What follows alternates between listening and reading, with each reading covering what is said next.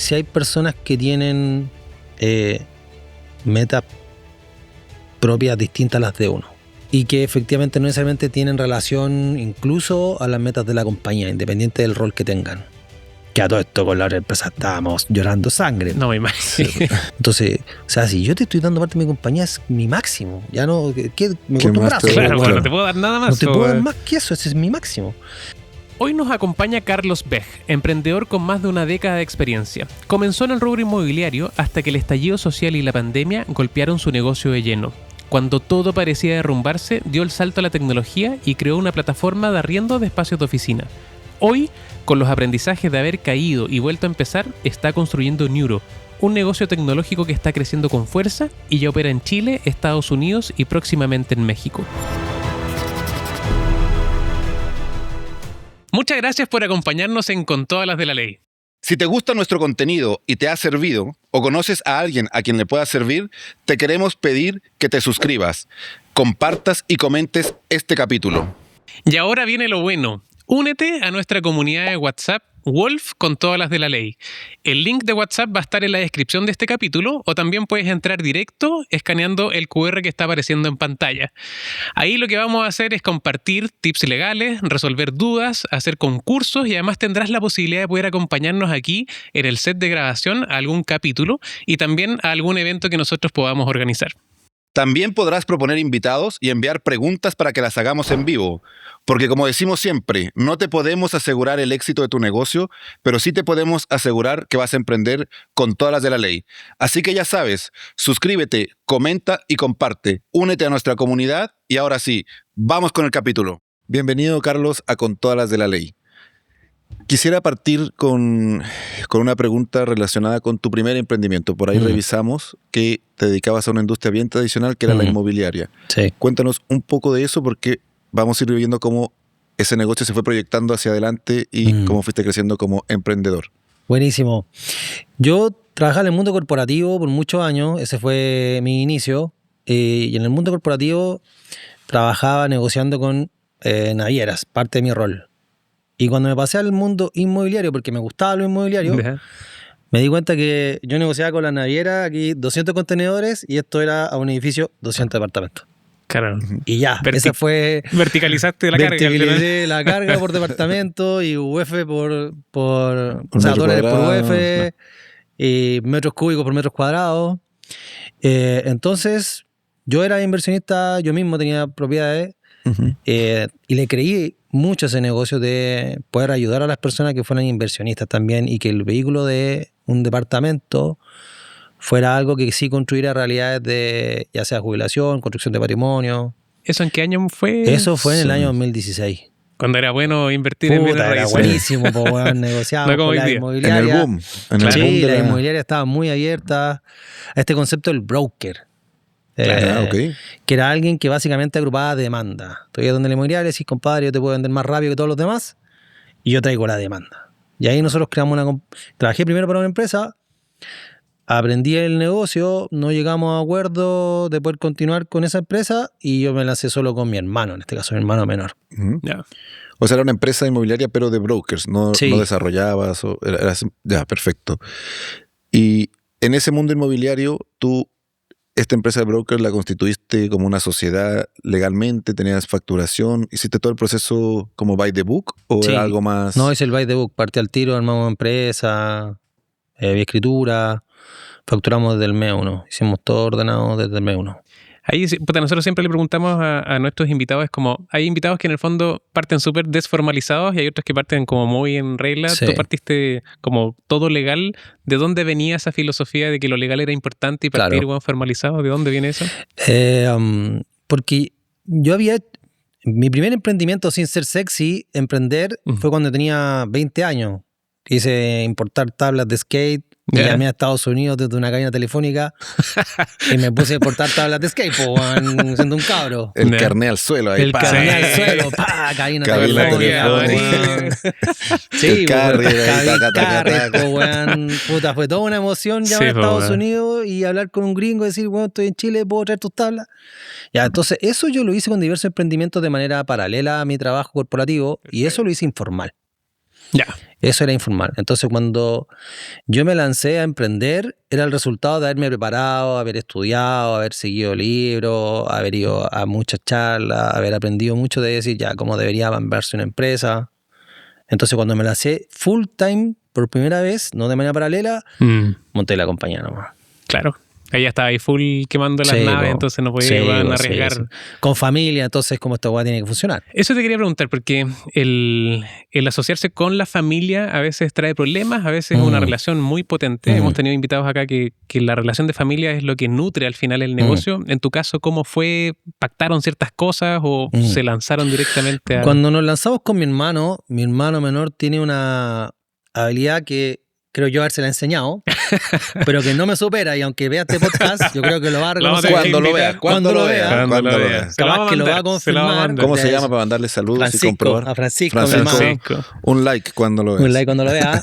Es que el weón es muy buen vendedor. No tan bueno como yo, pero algo tiene, muy bueno. Algo tiene. Entonces, claro, partimos juntos porque teníamos así como una buena congruencia. Yo ya había pasado al mundo corporativo, tenía cómo hacer estructura, y mi hermano era el comercial brillante.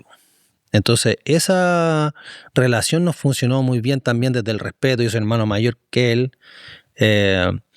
Entonces, nunca por ese lado tuvimos inconvenientes. De hecho, yo todavía como que siempre creo que el negocio familiar a veces funciona, a veces no, pero yo sí lo recomiendo, creo que funciona. O sea, yo también lo recomiendo. En el fondo los grandes problemas en los negocios familiares cuando no regulan ciertas cosas, cuando es necesario regularlas y se omiten porque son familias. Y el otro problema que hemos identificado es como que los temas del negocio contaminan a los temas familiares. Típico asado del domingo, bueno, que están hablando del negocio, están con problemas y eso empieza como a hacer más dura la relación. Pero qué bueno que no tuviste ahí algún problema. Sí. Y ahí... ¿Tuviste algún tema legal, algún aprendizaje que en el fondo, bueno, te llevaste para la casa en esa experiencia, bueno, emprendedora? En el emprendedor inmobiliario, yo diría varios. Nosotros hicimos hartas cosas comerciales, hartas estrategias comerciales que funcionaron bien. Pero lo que me pasó a mí en etapa temprana, porque ahí de haber tenido, no sé, pues 10 años atrás, tengo 42 que cumplí hace poco, o sea, tenía 32 básicamente. Y me acuerdo que mi mujer me lo decía, es que tú eres muy bueno. Lo único que me decía mi mujer, que yo te veo que eres bueno para los negocios, tenía hambre, no te cansabas, bueno, le metí, pero es muy bueno. Le creí mucho a las personas. Y en esa empresa nosotros hacíamos desde masajes que iban a hacerle masaje al equipo. Los días lunes empezaba la oficina con un desayuno para toda la empresa, bonos para todos. Habíamos inventado el Día de la Mujer, que si esos días del mes se sentía muy mal, ándate para la casa. Estamos hablando de ya casi 8 años atrás. Claro. No era normal pensar en el teletrabajo, y esto es un trabajo corporativo, inmobiliario tradicional. Claro. Y claro, los desafíos que yo tuve personalmente es que yo le creía a la gente. Entonces, todas estas veces presté plata, adelanté comisiones que la vida me devolvieron. Y en ese sí, me enfrenté a algunos desafíos laborales. Y tengo uno que en verdad, el que más me acuerdo de esa época, que fue en una ayuda que me pidió una persona del equipo, porque necesitaba demostrar un ingreso superior, me pidió que yo le hiciera un contrato adicional al que él ya tenía. Es un contrato falso, con información distinta a la real. Sí, sí. Okay. Y tenía todas sus razones y un montón de cosas que yo en ese momento, siendo cabro, de hecho me acerqué no tenía un equipo legal en ese momento, pero tenía un equipo financiero. El contador me dijo, Nica. Ya, por lo menos te dio un buen consejo. Claro. Saludos a ese contador. Me dijo, bueno, estáis loco. Dije, pero bueno, ¿cómo no lo voy a ayudar? Y no sé qué. Y ya, pues, bueno, lo hice, le hicimos un contrato para que el hombre pudiera sacar su hipotecario. Y lamentablemente, tiempo después, en una situación que lo sacamos de la compañía, el hombre nos demandó por ese otro contrato. O sea, no regularizaste para volver a la situación normal, sino que tenías el contrato A, el contrato B, y finalmente decidió demandar por el contrato B. Que se agarró como gato al contrato falso. Sí, es que entre el contrato A y el contrato B no pasó nada, fue como un mes. Entonces, el contrato A, que era el real, no lo firmó nunca. El contrato B fue el que yo se lo firmé y él lo firmó. Y yo no tenía experiencia nuevamente. Tengo ahora 10 años atrás casi. Tenía 32, tenía 33. Estaba más enfocado. Nunca pensé en una cuestión laboral. Yo estaba más enfocado en tenéis que tener una empresa tiene que vender, tiene que pagar la estructura, tenéis que crecer. Que mi equipo esté bien. Que el equipo esté bien, ¿cachai? Que el equipo esté bien, que funciona. Este gallo después, no, gracias. Y dije, puta, weón, ¿qué drama tiene que este weón que está súper agradecido por la ayuda que le dimos? Y no, weón, fue terrible la weón. Yo tengo ahí una pregunta, Carlos, porque es algo que tú omitiste, o sea, dijiste, puta, esto algún día puede estallar y decido conscientemente como ocultarlo porque estoy enfocado en otras cosas, o simplemente nunca viste que eso era una posibilidad que te llegase a pasar. No, nunca vi. No. Nunca lo vi como una posibilidad. Nunca pensé que podía pasar. Como que alguien desde supuestamente una ayuda que yo hice nos podía usar eso en contra. Como, bueno, nunca se me pasó por la cabeza, de hecho.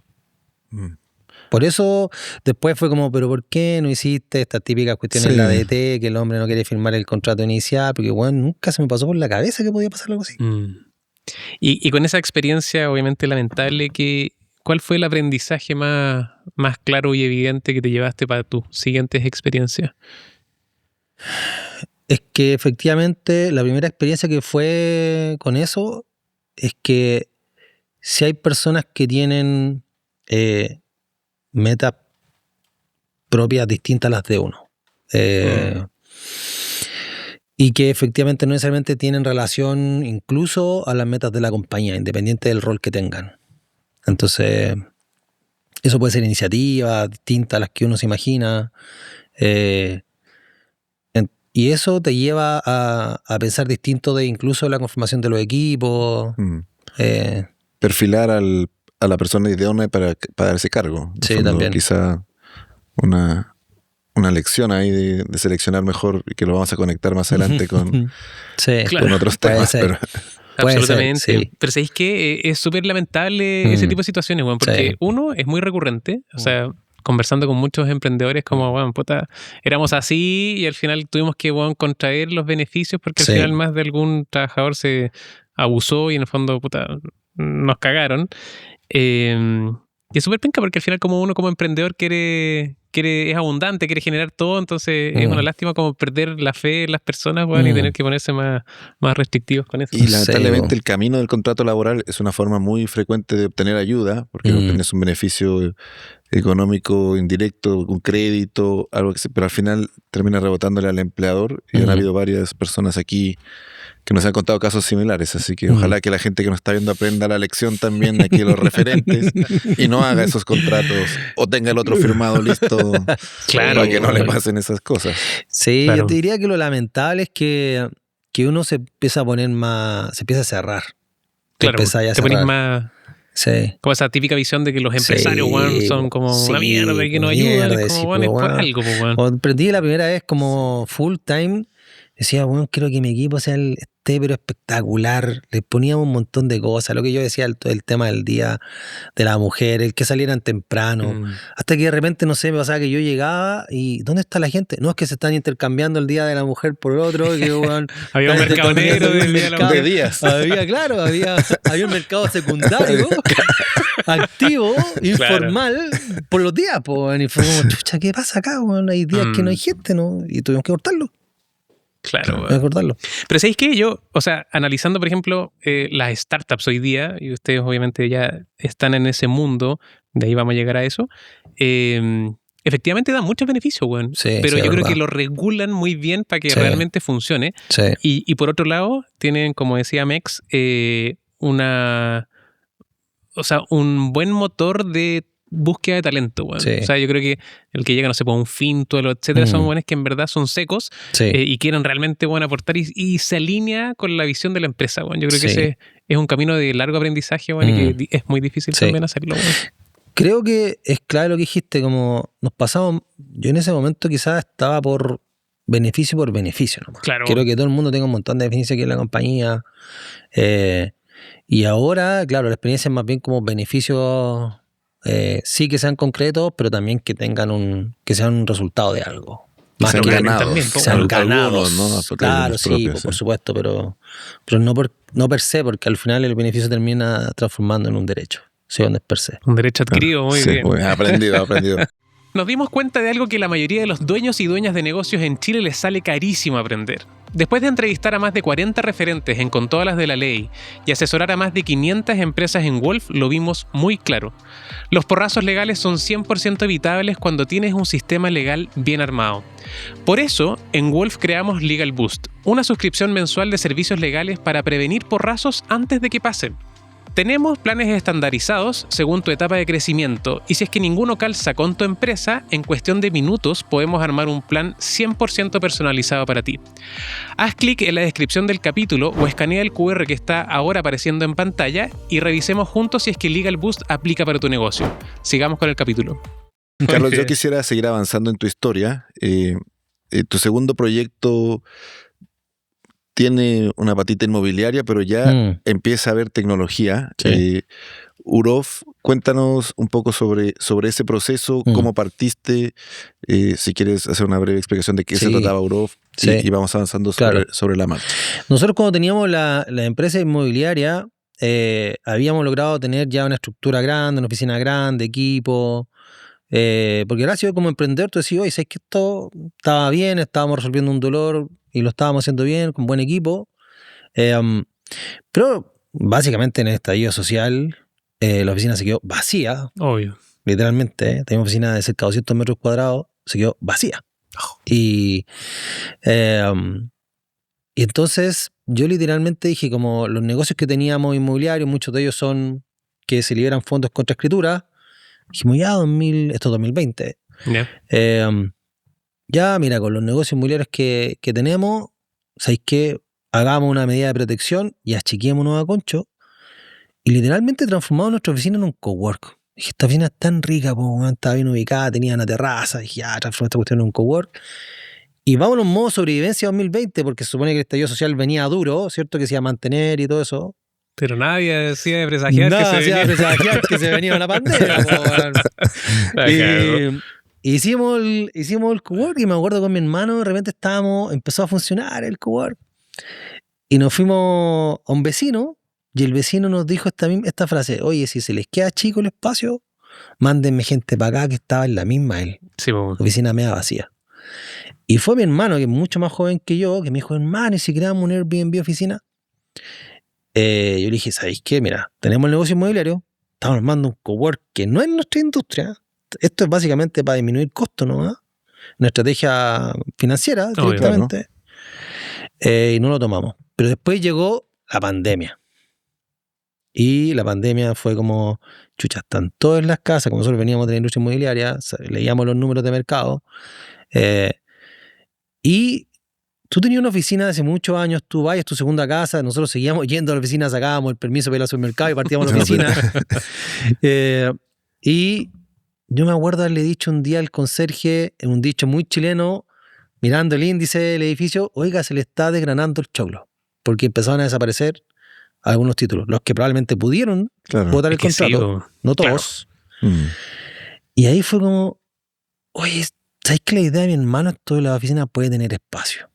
Pero ya junio de 2020, plena pandemia. Que a todo esto con la otra empresa estábamos llorando sangre. No me imagino.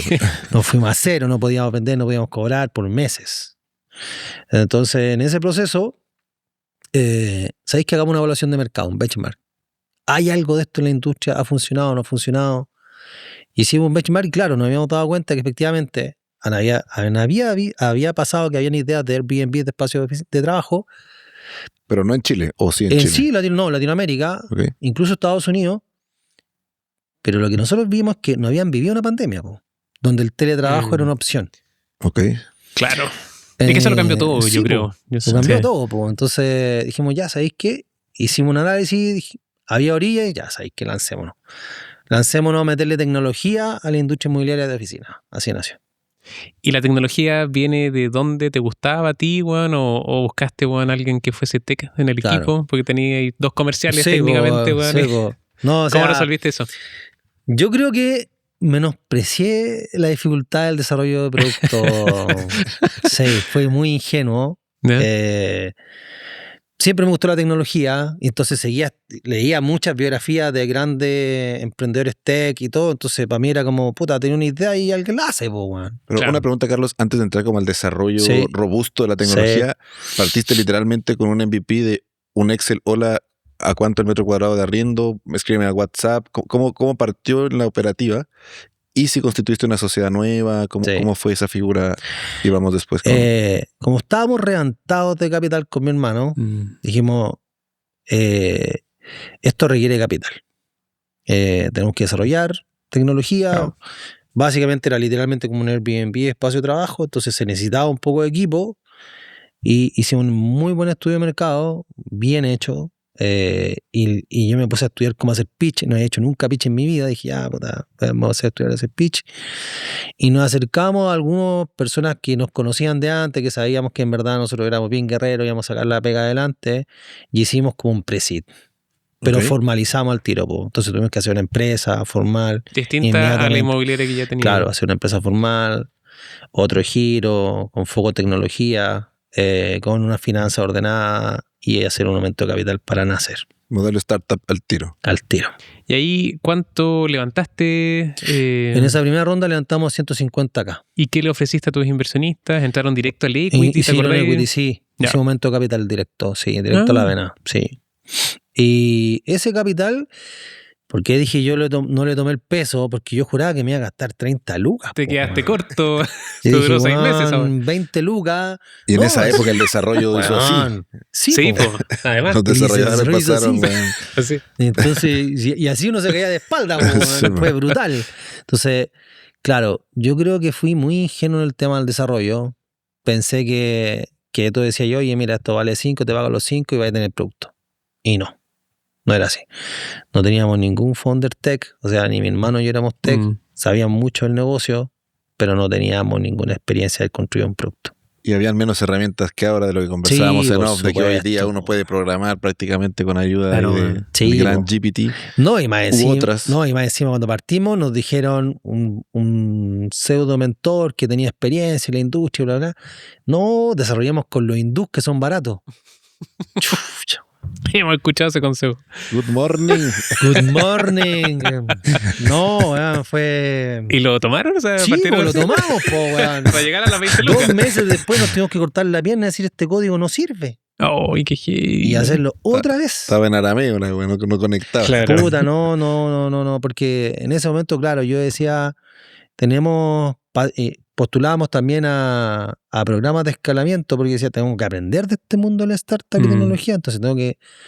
siempre como estuve estudiando, me metía a programas, aceleradoras, y claro, en mi industria en ese momento de ese emprendimiento tú tienes que tener los espacios. Entonces yo pensaba que ya tenía que tener la herramienta que permitiera que los espacios se cargaran fácil nomás.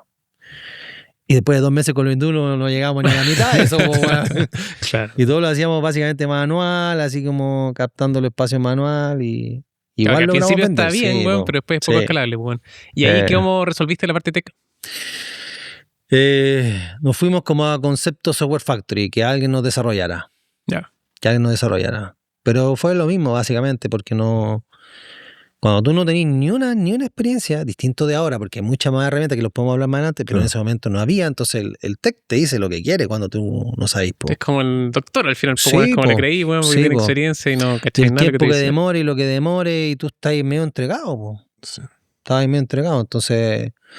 Yo sí recuerdo que ese caso particular de ese grupo no lo encontré tan malo después. No logré yo como tener buena comunicación con ellos, pues ellos sí lograron hacer un MVP. De ese grupo de los desarrolladores. Sí, ese primero cuando fue en Software Factory. Cuando pasé de los hindúes a ese Software Factory, ellos sí lograron hacer un MVP.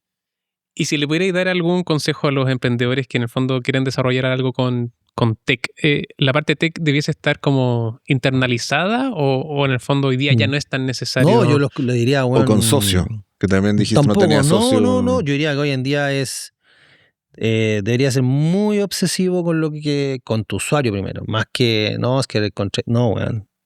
¿Quién te va a ocupar? ¿Por qué te va a ocupar? Al punto si está o no dispuesto a pagar por eso, y preséntale algo rápido. Encima, ojalá que no tenga mucha tech. Ojalá que, muy sencillo, ya, no sé.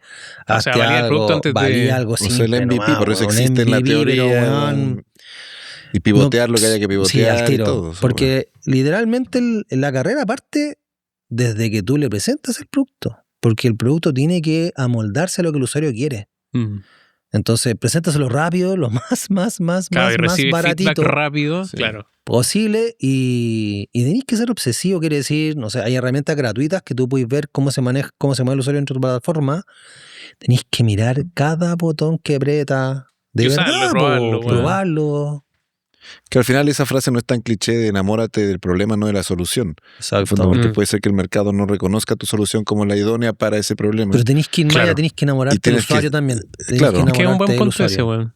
No es solo el problema, tenéis que enamorarte del usuario también. Tienes que enamorarte del problema y del usuario. Pero del usuario correcto, en el fondo. Sí. Que es todo el camino que tienes que recorrer hasta llegar.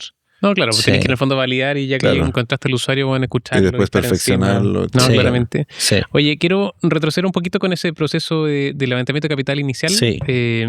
Porque los levantamientos de capital para las empresas, weón, son súper engorrosos, son desgastantes, te sacan de foco, weón, te drenan mucha energía y mucho foco, weón. Sí. ¿Tú recomiendas a los emprendedores que lleven ese camino, weón, de levantar capital, o si pueden bootstrapear y en el fondo financiarse solo, weón, eviten el camino de los levantamientos constantes, weón, para poder sobrevivir? ¿Cuál es tu consejo ahí? Después de haberlo vivido, por eso mismo. Es el otro camino, weón, porque comprenderás que después de esa ronda hice otra más, brillantemente, weón.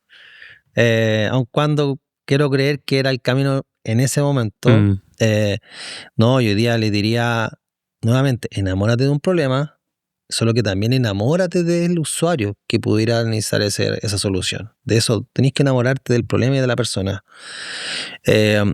Y preséntale algo liviano, genera un poco de atracción antes de levantar capital. Levantar capital, hay gente que tiene la habilidad para hacerlo, lo pueden hacer. Puede ser que simplemente levantáis plata porque ya te conocen, porque ya, no sé, se dan cuenta que tú podrías sacarlo adelante, porque literalmente las primeras rondas son puro equipo. Sí, pues confían en los que están detrás, po, bueno. Sí. Porque no tenéis nada. Obvio, po. Entonces, pero en verdad genera un poco de tracción. O sea, porque la atracción lo que demuestra, a mí, si yo fuera inversionista, es qué tan enamorado estáis del problema y de tu cliente, del usuario. Porque la atracción va a demostrar básicamente que lograste entender algo distinto a los demás. Claro. Y no necesariamente puede ser reflejado en números azules al principio, pero sí que hay gente que le interesa lo que tú estás haciendo y lo usa de una manera recurrente. Y después ve si es necesario levantar capital o no, depende del modelo. Hay modelos que está ahí frito, no te queda ahora, tienes que levantar. No. Porque el modelo de negocio es levantar capital, o sea, no tienes cómo salirte de ese loop. Sí. Carlos, no sé si tienes tú alguna pregunta. Sí, o sea, comentaste que en el fondo después hiciste otra ronda, Juan. Me gustaría como entender las diferencias entre la primera ronda con la segunda. Sí. En la segunda me imagino que ya tenía un poquito más de tracción, un poquito más de aprendizaje en la primera. Sí. Generalmente las primeras rondas son eso, los Family, Friends and Fools. Claro. Probablemente la segunda ya no fue así. Claro. Si nos podéis contar un poquito de la experiencia en ese segundo levantamiento. Sí. El segundo levantamiento también responde a que yo venía de un modelo de negocio o de empresa de vendo, luego existo. Yeah. Entonces, nosotros hicimos, a pesar de que lo pasamos muy mal con el tema de producto, con esa serie Pre-Seed, yo estaba muy mentalizado que tenemos que vender. Y como también estaba acompañado por mi hermano, que también es muy mentalizado en vender, nosotros vendimos desde el mes 1. Sacamos el producto, estábamos en pandemia y vendimos. Y al otro mes vendimos. Bueno. Y al otro mes vendimos. Y íbamos siguiendo mucho la métrica de el crecimiento del mes sobre mes. Entonces, cuando salimos a hacer esta ronda ya más seed, efectivamente teníamos todas nuestras métricas. Tenía pergamino, incluso cuando estábamos en pandemia, todo cerrado, nosotros estábamos vendiendo oficinas. Entonces, hicimos esta ronda y yo lo tenía focalizado a crecimiento, a seguir vendiendo en crecer. Y en ese momento en el mercado local había mucho comentario, que no sé si ahora, porque en verdad o tal vez yo ni los pesco, es que tú necesitas tu equipo TI interno. Y que casi que si el tú no lo conocí, tú tienes que darle tu mismo porcentaje. Porque si no es TI en tu equipo, tu empresa va a morir y no sé qué. Y chucha, nosotros dijimos, weón, tenemos que hacer esta ronda que la teníamos full foco en crecimiento, echar para atrás y decir, tengo que incorporar a una persona que no conozco y tengo que darle porcentaje a la compañía, porque el mercado me está diciendo eso, 2020, que si no tengo un sitio socio, la empresa no sirve. y tengo que meter un montón de gente en el equipo TI. ¿Y eso quién te lo decía? ¿Te lo decían los inversionistas con los cuales tú...? No, yo hablaba con gente que suponía que tenía expertise en el mercado, mentores, inversionistas que estaban en otras startups y todo, y básicamente yo entendí después que esta gente estaba como que aprendiendo al igual que todos. Era el manual de lo que decía. El by the book. Era el by the book. Entonces nosotros en esa ronda capital tuvimos que reestructurar, en vez de utilizarla básicamente para crecer y sostener el MVP, dijimos ya, me tengo que traer un equipo de TI interno. Doloroso. Y me imagino que no fue la mejor decisión por la cara que... Doloroso, weón. Después del capítulo nos echamos un tequila para pasar las penas. Es que, bueno, así que es que cuando tú tienes un founder no técnico, que nuevamente mi mea culpa es que yo subestimé la tecnología. Pensaba que era, oye, bueno, hagamos esto y en un mes se cumple y que todos los roadmaps se van a cumplir. Contratemos un hindú que manda la cuestión lista, chao, sigamos. Y que, bueno, tú teniendo sprint, la gente va a cumplir los sprint y no es así, po. Y no es así. Ya, porrazo entonces haber contratado e internalizado un equipo de desarrollo. Sí, porque en el 2020 haber asociado, ¿no? Cabros que salían de algún bootcamp cobraron $1.50. Y habían salido un bootcamp. El 2020 estamos hablando de mercado chileno. Pero hay escasez, pues, bueno. Estaban todos, pues, bueno, unicorneando y no sé qué, y que la startup y bla, bla, bla. Entonces el costo se fue a pista. Así, perdón, se disparó. Claro, bueno. Y ahí tuviste que darle participación a alguien de ese equipo. Sí, pues tuvimos que hacer vesting, sí. Ya. Vesting, sí, a ese primer encargado. Yo creo que ese primer encargado, en verdad, yo creo que no... Que él trató de hacer lo mejor que podía, pero venía del mundo más corporativo, no venía del mundo startup. Entonces, claro, tenía otra mirada. Tenía otro ritmo, probablemente. Otro ritmo. Esto de que, claro... En el corporativo tú tenés todas las posiciones al tiro, entonces él trató de replicar lo mismo nomás, po. Se trajo todas las posiciones de una, entonces nosotros pasamos de 0 buen interno a 12 buen interno. Claro. Chucha, o sea, un poco conectando con el caso anterior, igual un poco de lectura del cargo. En fondo, la persona no era idónea para lo que tú necesitabas. Mira, nosotros para evitar eso, porque no queríamos cagarla justamente, Headhunter. Para que buscara a un gallo bueno. Conocíamos un compadre que le teníamos respeto, uno de los socios lo conocía de haber construido una tremenda plataforma gigante en el mundo del retail, muy conocida. Le pedimos a ese gallo, entrevistaste a otro gallo, para saber si de verdad sabe. Y el headhunter nos dijo, si tú metías a este compadre, yo te meto plata, es tan bueno que te morés, ¿cachai? No, o sea, el problema estuvo en la elección del headhunter. Pero metió plata. Sí, bueno, por lo menos se quemó. La ronda, hicimos la ronda se subió al tren. O sea, porque técnicamente, efectivamente, este gallo era bueno. Estaba validado técnicamente, solo que lo que nosotros nuevamente, por no haber hecho nunca startup antes, el punto es que él no venía de startup, venía de corporativo. Entonces, es otra estructura, y es otra estructura.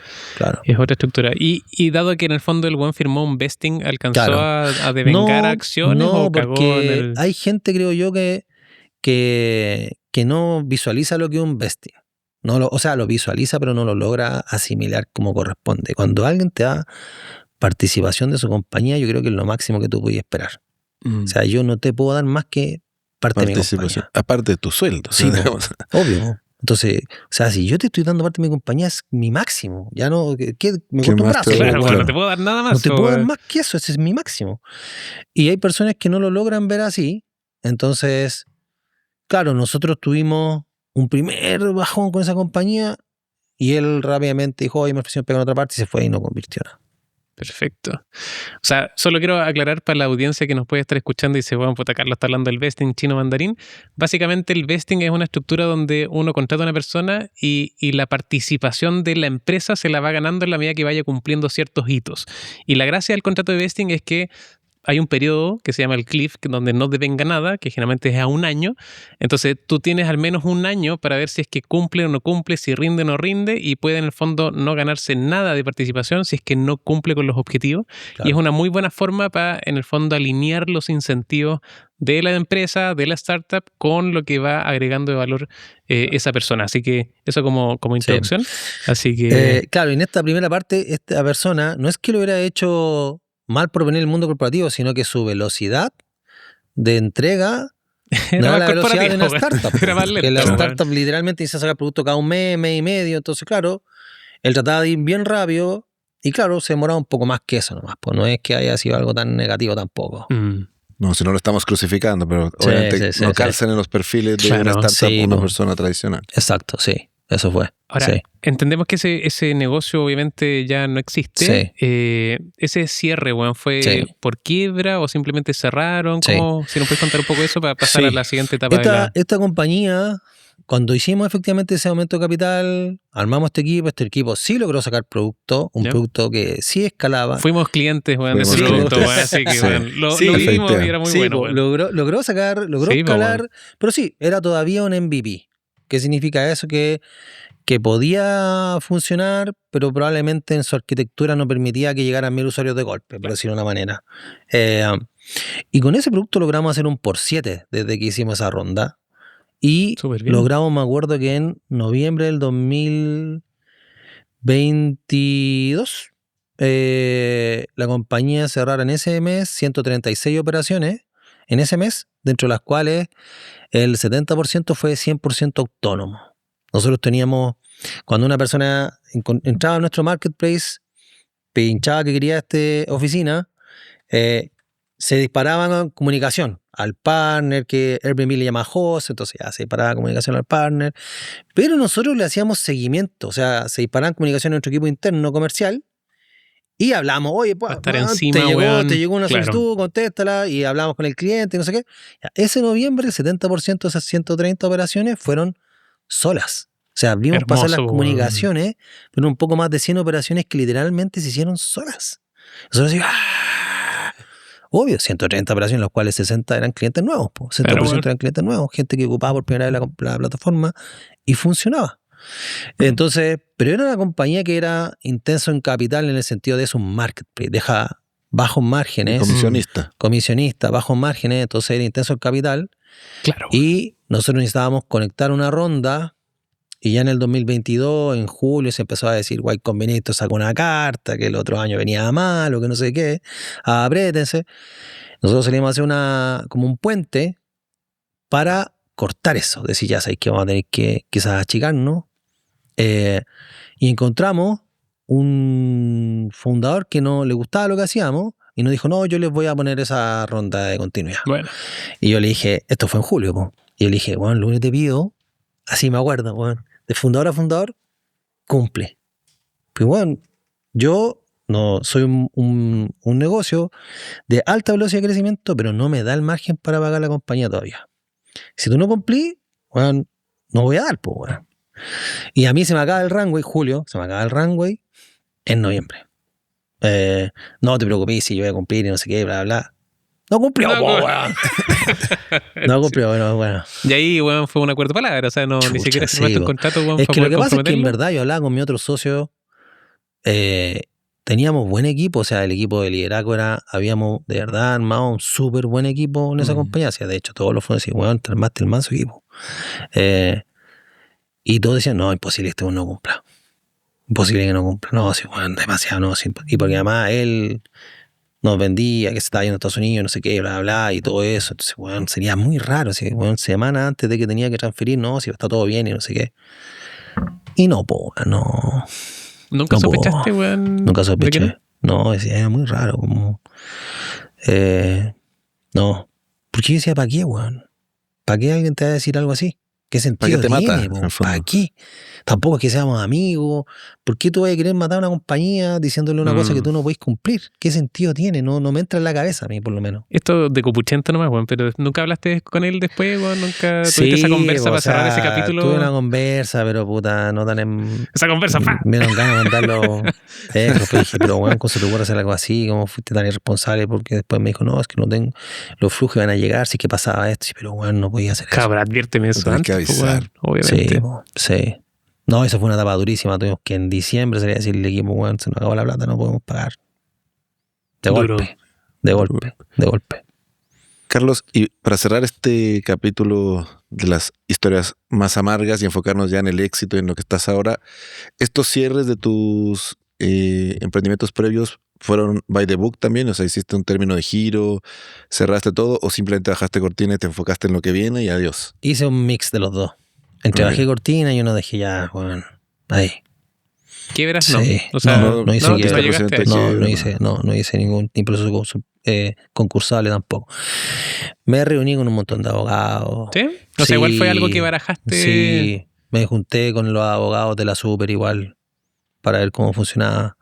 La primera vez no tenía nada así. La primera vez que me pasó fue brutal.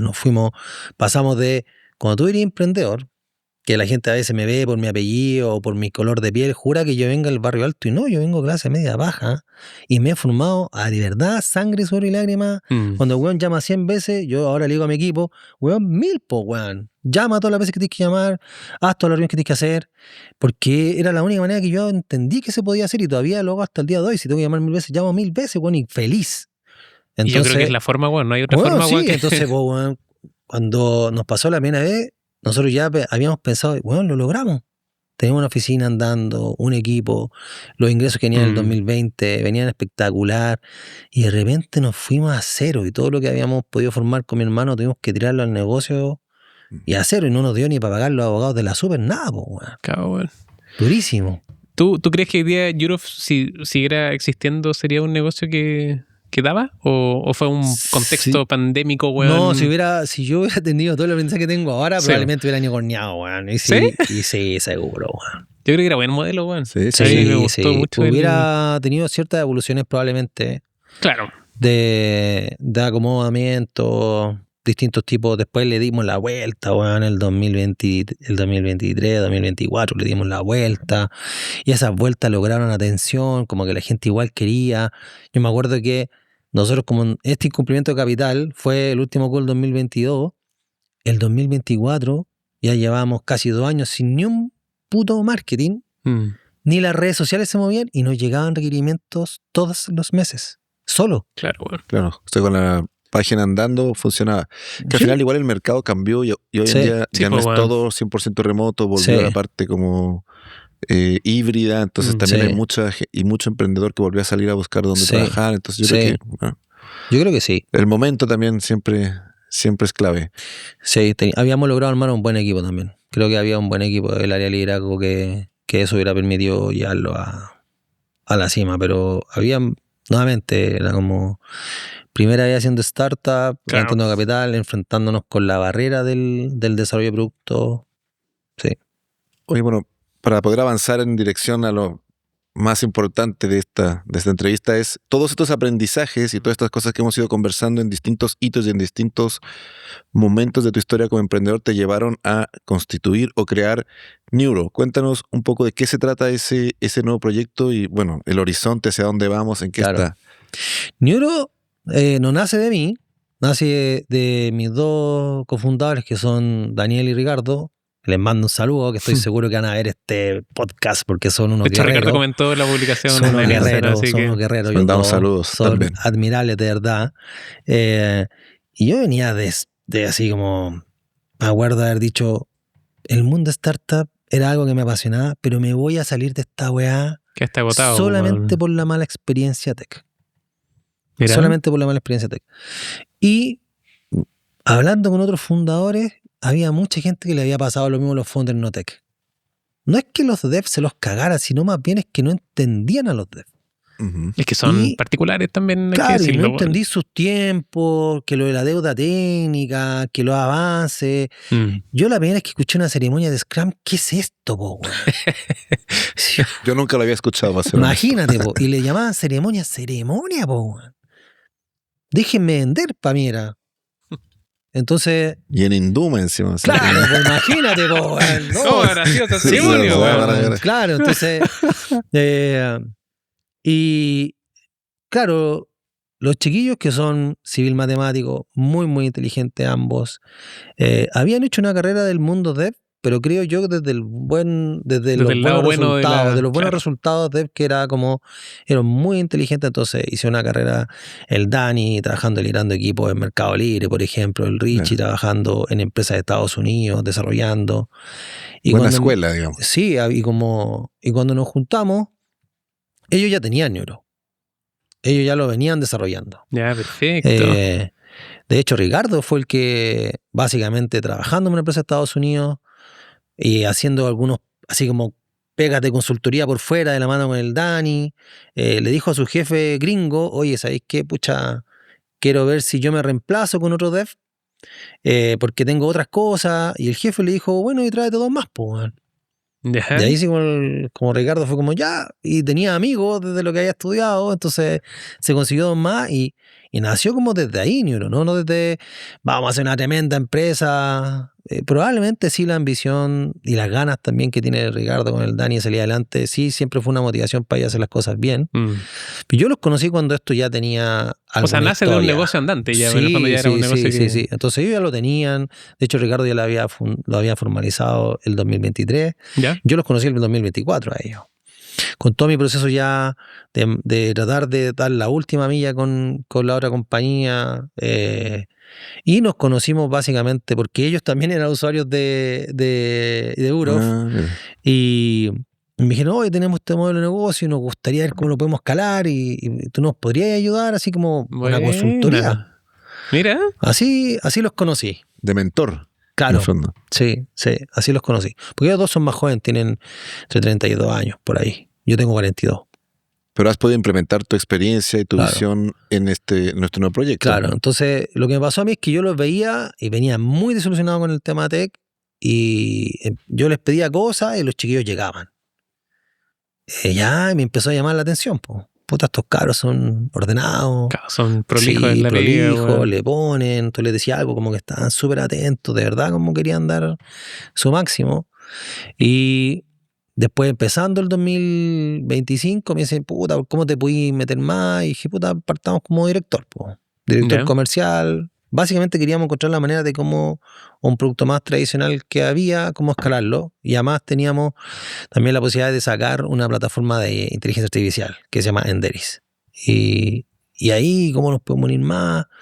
Pero primero fue como así, muy desde...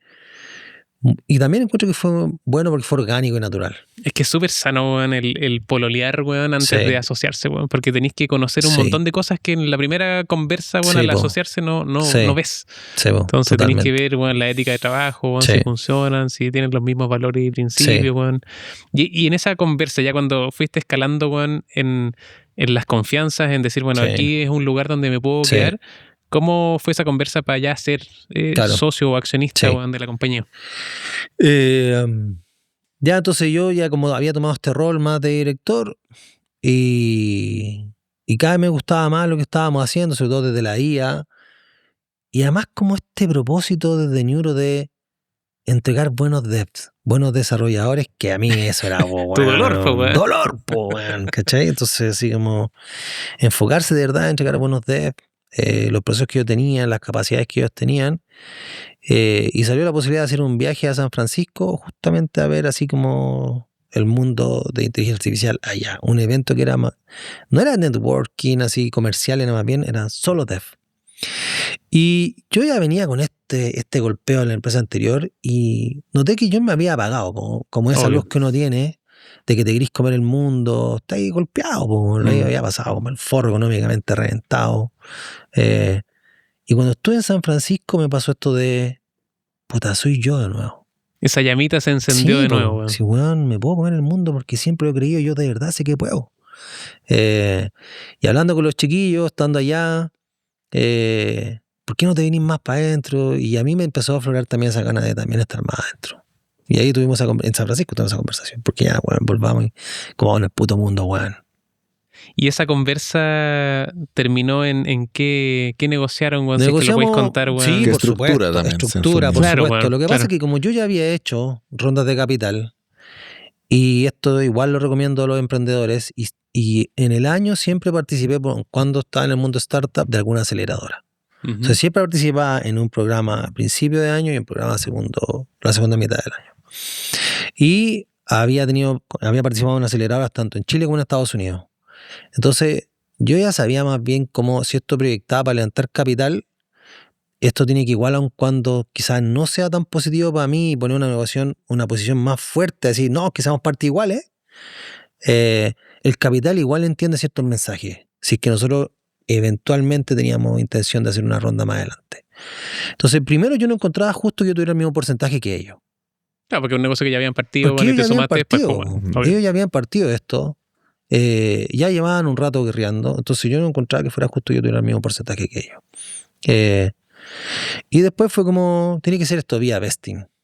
Yo de verdad también, independiente de toda la experiencia que yo tenga, hacer lo que pueda aportar, yo me lo tengo que ganar. Entonces negociamos la posibilidad de hacer este concepto del late co-founder, que viene después y igual es cofundador y tiene un porcentaje que al menos se entiende que es cofundador, pero vía Cliff y como vesting. Y lo negociamos en porcentaje que a ellos también le hiciera sentido, porque era importante que ellos también se sintieran cómodos y yo también sintiera, ya, esto igual tiene un valor. Claro, bueno. Es súper dura esa conversación, Juan, porque al final yo siento que si esa conversación se lleva mal, puede cagar el negocio, en verdad. Sí. Entonces, qué rico que lograste equiparar como las fuerzas, las intenciones, Juan, claro, que potenciara el negocio, que no restara. Y lo otro que quería comentarte, Juan, es que escuchando y entendiendo tu historia, es muy heavy, bueno, lo que estáis viviendo hoy día, porque es como que todos los aprendizajes que viviste, bueno, puta, años anteriores, los pudiste, bueno, puta, consolidar, y hoy día estáis con una empresa con gente, con beneficio, devs, ¿cachai? Que en el fondo eran tus dolores, bueno, del pasado, hoy día estáis, bueno, sí, puta, trabajando. Y bien seleccionados. Y bien seleccionados, pues, sí, así que y de Latinoamérica, no pasó por la India. O sea, bueno, no por la India, pues, efectivamente. De hecho, es un punto así. Cuando alguien dice hindú, no, weón, no, compadre, no le vaya a entender, no, weón. Claramente, claro, sí, weón. No, así que te felicito porque en el fondo, puta, es una conclusión de todo lo que viste en tu historia, weón. Entonces hace mucho sentido todo lo que fue bonito el un propósito, camino muy claro. Sí. Absolutamente, fue un propósito cuando lo veíamos con los chiquillos también, con el Daniel y el Richie. Y ellos también la tenían muy clara, a pesar de ser más jóvenes que yo. Es como entregar lo mejor que uno pueda. Claro, bueno. Con excelencia, súper comprometido, dar de verdad, o sea, yo los veo a ellos dos y no siento que hagan menos que yo, todo lo contrario, sí, bueno, estos buenos son unos guerreros, de verdad, dan siempre lo máximo, y eso se refleja también hacia el equipo, eso se refleja hacia los clientes. Nosotros el año pasado, que fue el año pasado donde tuvimos un crecimiento muy importante, mayormente en Estados Unidos, fue literalmente porque fue muy full foco al cliente. Tratar bien al cliente. Porque el tema de la tecnología cada vez va a ser más un commodity. Y por lo tanto vamos a llegar a la misma clásica diferenciación del servicio. Si tú das un buen servicio, escuchas a tu cliente, lo escuchas de verdad y de verdad con interés y este enamoramiento, ¿cierto? Entonces si me llama mi mujer, bueno, yo te escucho porque estoy enamorado de ti. Entonces, si tú tomas esa postura hacia el cliente, de verdad, oye, puta, el cliente es súper importante, y lo cuidas, y eso fue lo que nosotros hicimos durante el año pasado, y básicamente crecimos muy fuerte el año pasado por eso, por tratar bien al cliente, cuidarlo, y en nuestra industria nos dimos cuenta que tenemos dos clientes, no solamente el cliente final, sino que los ingenieros de software también son un cliente, también lo tenemos que cuidar, tenemos que tratar bien, tenemos que darle herramientas, tenemos que apoyarlo. Si a él le va bien, entonces se va a hacer un buen trabajo en la empresa y por lo tanto la empresa lo va a sostener. Es un círculo virtuoso, Juan, que termina, Juan, potenciando a Neuro. Sí, 100%. Exacto. Carlos, yo te quiero hacer una pregunta relacionada con cómo, no sé si es cómo visualizas o dónde clasificas Neuro. ¿Es una empresa tradicional con tecnología o es una startup o es un mix o es un sistema que viene más de un formato nuevo que todavía no llega 100% a Chile? ¿Cómo categorizas este nuevo negocio? Nosotros somos una empresa de tecnología haciendo una solución en una industria tradicional. El modelo que tiene Neuro se le dice en el lenguaje internacional staff augmentation, o sea, crecimiento y aumento de tu equipo. Y nosotros estamos solamente enfocados en el mundo de la tecnología y el desarrollo. Entonces esto es un modelo que existe hace más de 30 años, pero muy tradicional, o sea, un gran equipo de personas buscando gente para que puedan cumplir con un requerimiento de un cliente. Y nosotros en verdad somos una empresa de tecnología. Entonces, ¿qué hicimos? Producto, construimos producto. Un producto que nos permitiera a nosotros ser más ágiles que a todos los demás, ser muy livianos, poder responder muy rápido frente a los clientes con un buen ingeniero. Entonces, cuando la industria tradicional le responden a un cliente de un requerimiento, a veces ya hemos escuchado 1 semana, 2 semanas con propuesta, o le hacen las presentaciones en 2, 3 semanas, nosotros mandamos las propuestas en 1 hora, media hora, presentamos los primeros candidatos en 3 días. Y eso es porque somos literalmente una empresa de tecnología haciendo un servicio en un mundo tradicional. Y eso es clave. O sea, imagínate, si se demoran 3 semanas en mandarte un presupuesto, ¿cuánto se va a demorar el servicio? O sea, no puedes esperar que sea algo eficiente. No, absolutamente. No, ha sido chistoso. Nos hemos encontrado con empresas y nos dicen, bueno, lleva 1 mes y medio, y nosotros les decimos, no te preocupes, te vamos a responder rápido. Bueno, termina la reunión y en media hora tienen la propuesta. Es que eso es hermoso. O sea, entrar a una industria tradicional y disrumpirla, weón, porque en el fondo la velocidad es una weá atómica. Es destruir. Es destruir. O sea, 3 semanas. Nosotros le decimos 3 horas. Nosotros le cambiamos porque hay un dicho en los pitch y todo que se llama, tú tenés que decir tu salsa secreta. ¿Por qué tú sí? ¿Por qué lo otro no? Y nosotros tenemos un unfair advantage. ¿Ya? No tenemos una salsa secreta. Tenemos una ventaja injusta. Tenemos tecnología. Hemos encontrado ciertos dolores que la industria tiene. Y hemos llegado incluso a un hito que nos pasó 2 veces con clientes de Estados Unidos. 2 clientes los cerramos en 24 horas. En 24 horas, si lo bien instalado. Demoramos 24 horas, o sea, una locura. Desde que llegó el requerimiento hasta que el mismo cliente dijo, lo quiero, fueron 24 horas. Y eso porque tenemos ciertos procesos que están soportados por tecnología que nos permitieron eso. Ahora, lo importante de eso es el desarrollador encontró un buen trabajo. Eso es clave. Y la empresa encontró un buen desarrollador. Eso es lo que nos mueve a nosotros. Tanto desde... Claro, el Richie y el Dave lo tienen desde todo este trabajo que han hecho y yo también lo traigo desde lo que viví. Entonces, y todo nuestro equipo está muy enfocado en que tiene que ser la persona idónea para esa empresa. Y cuando tú das con la persona idónea en esa empresa, se va a desarrollar mejor. Va a ganar buenas lucas, va a tener una carrera de más largo plazo con la empresa y la empresa va a estar feliz porque tiene un buen desarrollador. O sea, ¿te hubiese gustado que hubiese existido un neuro en tus experiencias anteriores? Sí, por supuesto. Oye, ¿y hay tenido algún, no sé si porrazo, pero al menos algún aprendizaje desde el lado legal, en esta nueva experiencia? ¿Hay algo que nos puedes comentar? ¿Qué puede ser? Mira, No, pero... no, todavía con neuro, gracias a Dios, no. Sí, por supuesto. Esta mesa, sí, es de madera. Es de madera. Sí, porque además estamos bien estructurados y estamos de verdad pensando en transformarnos en una empresa global. Entonces no tratamos de tomar las decisiones muy rápidas también.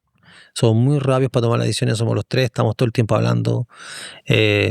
Si algo ya damos cuenta que en verdad no es por ahí, preferimos cortar rápido nomás. Porque nuevamente, lo que yo acabo de decir, una persona encontró un buen trabajo y una empresa tiene un buen ingeniero de software. Nosotros necesitamos que eso se cumpla. Y para eso necesitamos estar haciendo muy bien esta ejecución. Y una pregunta relacionada con la visión del negocio. ¿Se van a quedar en esta categoría simplemente o van a empezar a hacerlo respecto de otras industrias? Por ejemplo, no sé, ingenieros de otra no sé, eléctrico, abogados, etcétera, para otras opciones, o se van a quedar en tecnología 100% en devs? Por ahora, lo único que visualizamos de corto y medio plazo es justamente el modelo que esté en tecnología. Sí vemos que efectivamente hemos descubierto una manera de hacerlo liviano, rápido, y nosotros también somos un equipo pequeño, sin tener que tener 100 personas contratadas. Entonces, de corto plazo nos vemos la necesidad de ir a buscar otras industrias, sino más bien estar focalizados. Y expandirse a distintas partes de Latinoamérica. Nacimos con clientes en Estados Unidos, hemos logrado, teníamos un desafío que en esta industria no es tan normal, que era lograr cerrar al menos un cliente todos los meses. Ya llevamos un par de meses cerrando clientes nuevos todos los meses. Y desde ahí hicimos para Chile, hicimos una expansión a Chile. Claro, una empresa gringa. Salimos a buscar clientes en Chile y con nuestra hipótesis de cómo prestamos el servicio, cómo crecemos, cómo lo damos también a nuestros clientes. Y nos demoramos 24 días en cerrar el primer cliente en Chile. Entonces, desde ahí fue, ya ok, empezamos entonces a cerrar clientes mensuales. Este mes estamos proyectando, si sale todo bien, quizás vamos a cerrar 5 clientes en un mes, lo cual para nuestra industria no es tradicional. Y como ya esta hipótesis de crecimiento se está respondiendo en Chile, iniciamos ya el proceso de apertura en México. Entonces, en este primer trimestre... Tierra Santa, como Tierra le decimos Santa, aquí. México. Justo para el mundial, justo para el mundial. Qué coincidencia, qué coincidencia. Sí. Entonces ya vamos a tener esperamos ya con clientes cerrados en el primer, yo diría que abril de este año, ya vamos a tener 3 países operativos sin levantamiento de capital. Que ese es bonito, Juan. Digno, Juan, de reconocer. Así que, sí. Oye, Carlos, la verdad ha sido un honor tenerte acá, ha sido muy bacán también conocerte. Obviamente eres un emprendedor ya de hace muchos años, Juan, pero qué rico conocerte también como persona. Así que, dado eso, Juan, queremos darte un regalo por haber venido a nuestro podcast. Así que ahí tienes el vino de la casa, weón. Muchas gracias. Así que esperamos que lo disfrutes ahí. Mi amor, en lo disfrutaré familia. Contigo. Espérame. Eso, muy bien. Muchas en gracias. Familia, como tiene que ser. Sí. Me sumo a las palabras de Felipe. Muchas gracias por habernos acompañado hoy. Tremenda historia, increíblemente marcado el camino, así que te felicito por todo lo que has logrado hasta ahora y por todo lo que se viene. Y a ti que te quedaste hasta el final de este capítulo, recuerda que no te podemos asegurar el éxito de tu negocio, pero sí te podemos asegurar que emprendes con toda la ley. Nos vemos en el próximo capítulo.